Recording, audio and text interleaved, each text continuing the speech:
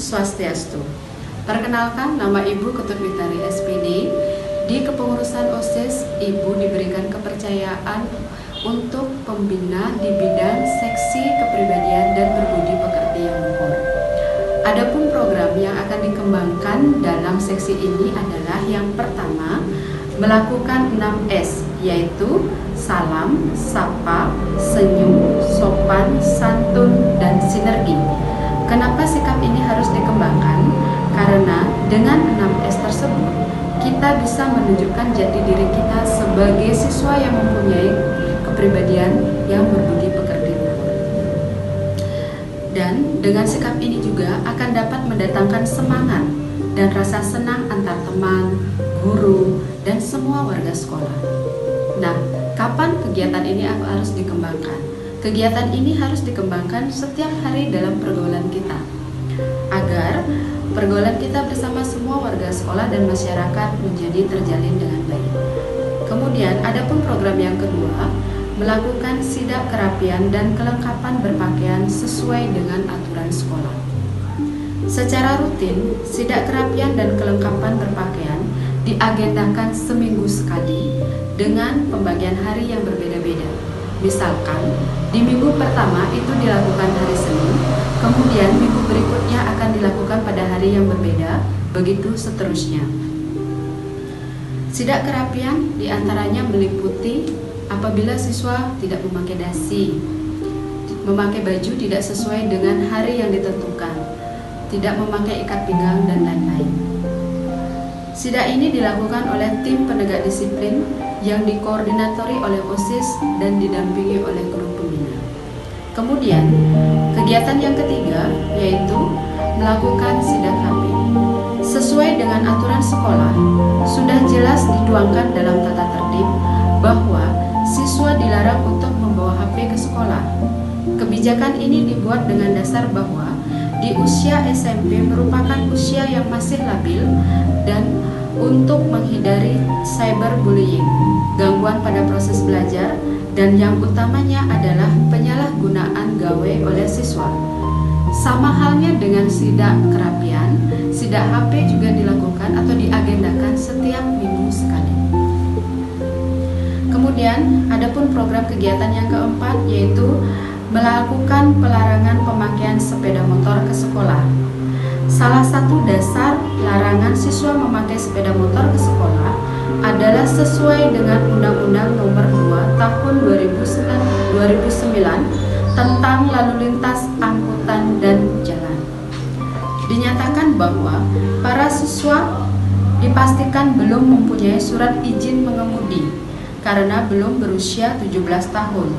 Kalau siswa tersebut membawa sepeda motor ke sekolah, otomatis merupakan pelanggaran lalu lintas. Di samping itu, emosional siswa juga belum tertata, sehingga kadang-kadang siswa itu sering melakukan trek-trekan, ugal-ugalan, dan tidak mematuhi aturan lalu lintas. Sidak ini akan direncanakan setiap bulan sekali. Itu sidak dilakukan untuk anak yang membawa sepeda motor ke lingkungan sekolah. Adapun yang melakukan sidak ini adalah anggota pengurus OSIS atau tim penegak disiplin dibantu oleh Satpam, dibantu oleh guru pembimbing, dan sewaktu-waktu kita akan meminta bantuan dari kepolisian. Kemudian kegiatan yang kelima yaitu melakukan patroli ke kelas saat siswa harus berkumpul di lapangan. Patroli ini dilakukan secara rutin setiap hari sebelum pelaksanaan Trisanya di lapangan guna mengantisipasi siswa yang bermalas-malasan dan diam di dalam kelas. Patroli ini dilakukan oleh anggota pengurus OSIS. Program yang keenam, melakukan patroli media sosial jika ada warga sekolah yang memposting hal-hal tidak sopan atau tidak beretika. Patroli ini dilakukan guna mengantisipasi pengaruh konten-konten yang bisa merusak generasi bangsa, seperti konten yang berbau negatif.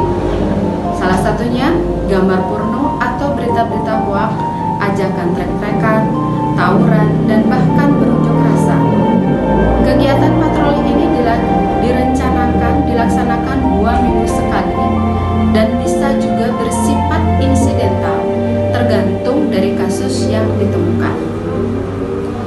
program kerja yang terakhir, yaitu yang ketujuh, melakukan penegakan disiplin positif di sekolah.